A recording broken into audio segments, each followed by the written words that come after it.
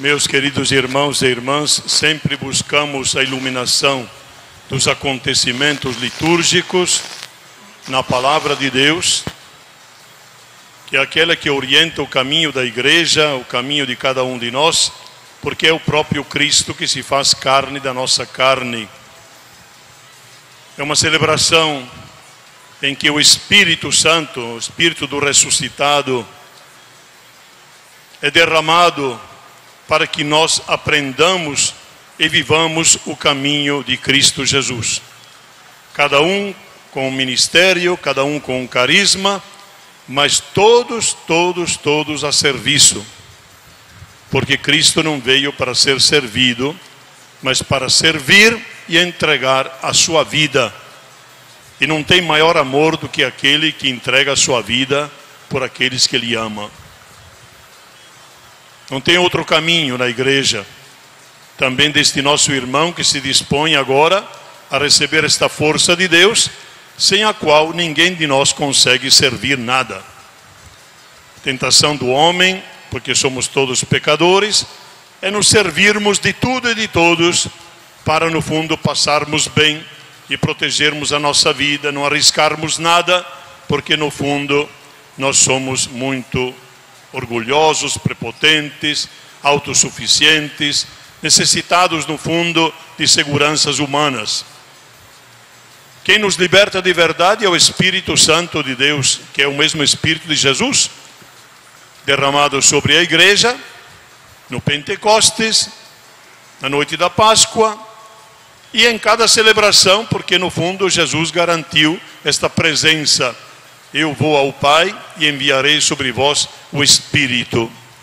O Espírito. A igreja vai para frente com todos os carismas e ministérios a partir da força do Espírito do ressuscitado, do Pai, esta Trindade Santa que nos ama e quer encarnar este amor em cada um de nós, em toda a Assembleia, em toda a igreja, para que ela se torne o grande sinal no mundo de que Deus ama. Para que Deus seja bendito e louvado, não para que apareçam nossas obras e para que os outros nos batam palmas e nos mostrem no fundo e nós façamos cara de santo para que os outros nos estimem e busquemos, digamos, recompensas aqui na terra. Para que vendo as vossas boas obras glorifiquem o Pai que está no céu. Só Ele deve ser bendito, louvado, porque tudo, como eu dizia no início da Eucaristia, é dom, é graça. A vocação, a vida física, a vida espiritual, tudo é dom, tudo é graça. Se recebemos de graça, devemos também doar de graça. Me chamam a atenção algumas palavras, porque depois eu pretendo fazer a homilia que está escrita também oficialmente para esta ocasião, porque sempre nos lembra aquilo que é o papel oficial pela igreja do diácono e de todos aqueles que querem servir, mas de modo particular numa ordenação como esta.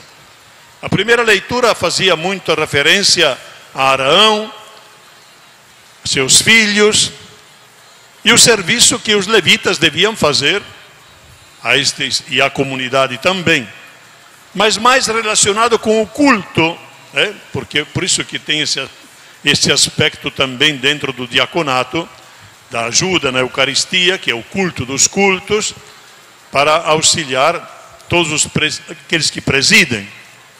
E é muito importante este zelo pela liturgia, digamos assim, porque quando a liturgia é sóbria, simples ao mesmo tempo, ela fala de Deus, ela nos coloca em sintonia com Deus. Esta preocupação, portanto, existe desde o Antigo Testamento, quando se escolhiam de uma tribo de Levi para justamente este serviço importante. Era uma tribo que se distinguia de todas as outras. Você também se distingue dos outros neste sentido de um tipo de serviço que a igreja te confia. Na segunda leitura me chamava a atenção a preocupação dos apóstolos e das queixas que começam a surgir, porque não eram cuidadas as viúvas, e quando se fala de viúva, em toda a palavra de Deus, viúvas e órfãos. No fundo, falamos dos pobres, dos últimos, como nós costumamos fazer hoje, lembrar hoje. Eram descuidados, sobretudo os gregos. Mas os apóstolos têm uma preocupação, porque sempre teremos falta de vocações. São muitos os chamados, poucos os escolhidos. Pedi ao Senhor da messe que mande operários para a sua messe. Nunca serão suficientes os trabalhadores da messe para a colheita. Portanto, uma preocupação sempre nossa também de solicitarmos, de entusiasmarmos, chamarmos, convidarmos, porque nós fazemos o papel de Cristo, para que outros possam seguir neste serviço autêntico, serviço a Deus, do jeito que Deus permite. Porque às vezes nós temos um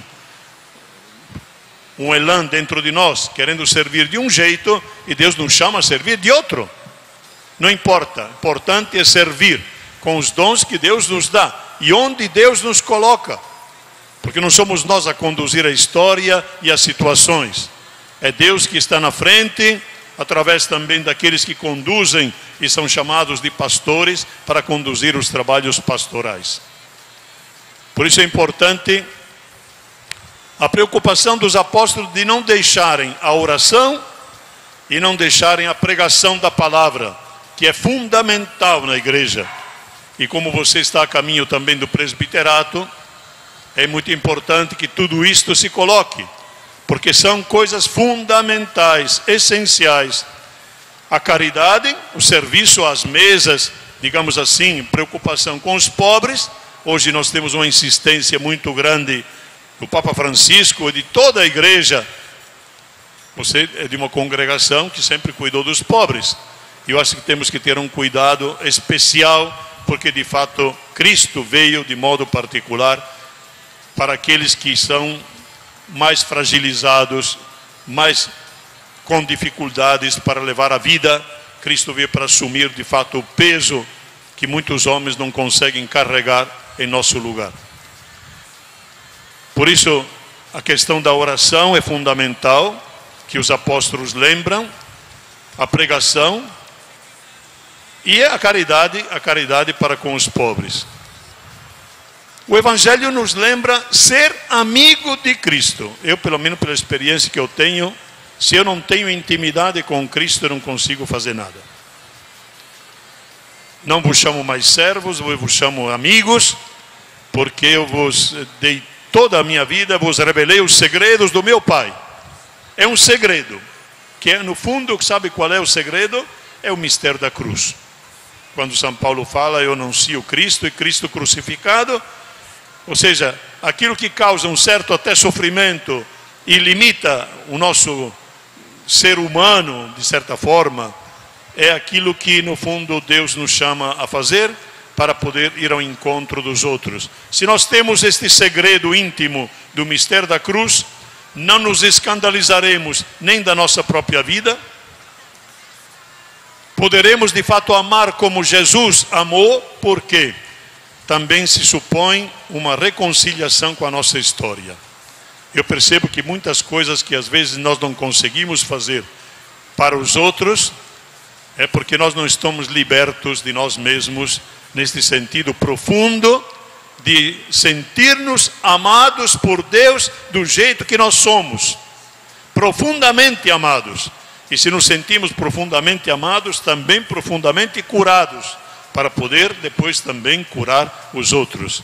Porque se nós não fizermos desta palavra, deste mistério, deste poder do Espírito, para atingir o nosso íntimo, nós não conseguimos fazer o bem.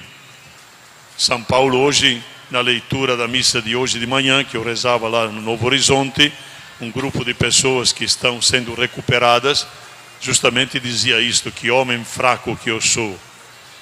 Quero fazer o bem, eu sei o que é o bem. Quando pelejo para fazer o bem, é o mal que se me apresenta. Que homem fraco, que homem fraco. Quem me salvará deste corpo de morte, que sempre tende, digamos, a servir-se em vez de servir? Cristo Jesus. Este é o Salvador, este é o Libertador. Aquele que aos poucos vai nos mostrando um amor tão grande por nós e pelo povo, que nós também nos disporemos para prestar esse serviço. Senão, sempre estaremos reclamando de coisas, não funciona isto, não funciona aquilo, porque no fundo não entendemos que os planos de Deus não são os nossos planos.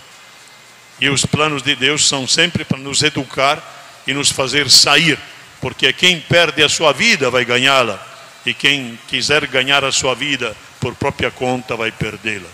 Este é o segredo de todo o serviço, de toda a missão dentro da igreja, seja bispo, seja padre, porque no fundo o evangelho é para todos. Por isso, meu irmão, é importante que nós trilhemos este caminho com a força de Deus, do Espírito Santo. Se o Espírito Santo não nos cobre com a sua sombra hoje, como cobriu Nossa Senhora, não te preocupes, Maria. É obra de Deus, o Espírito Santo descerá sobre ti. E a força do Altíssimo, e por causa desta força do Altíssimo, o Santo de Deus nascerá de ti. É a força de Deus. Força de Deus, desde o começo da nossa vida, mas de modo particular pelos sacramentos, e agora também por este sacramento que estamos, que faz parte do sacerdócio, que somos investidos desse Espírito. Senão seremos burgueses e contra-testemunhos, ou seja, Cristo nos chama para um lado e nós queremos caminhar por outro. Por isso que é muito importante estarmos convencidos disto, dentro, também o retiro que você fez, e toda a preparação que você teve até agora, era um amadurecimento suficiente, necessário, para podermos de fato agora dispor a nossa vida. Dificuldades, problemas, sempre teremos, sempre. E reconhecer a própria fragilidade é muito importante, porque somos nós os primeiros necessitados de salvação e de vida nova, a cada dia. Assim como os apóstolos, pessoas débeis, pescadores, mas com a força de Deus. Se Deus nos chamou, se Deus nos coloca o seu Espírito e nos consagra a Ele, é porque Ele estará conosco. Não pode duvidar, depois da ordenação, você não pode duvidar mais de que Deus seja fiel naquilo que Ele te prometeu. A igreja confirma isto com um sacramento. Você não pode dizer, não tinha vocação. A vocação é confirmada hoje pela igreja, que é a esposa de Cristo, e continuará até o fim dos tempos o mesmo mandato de Cristo Jesus.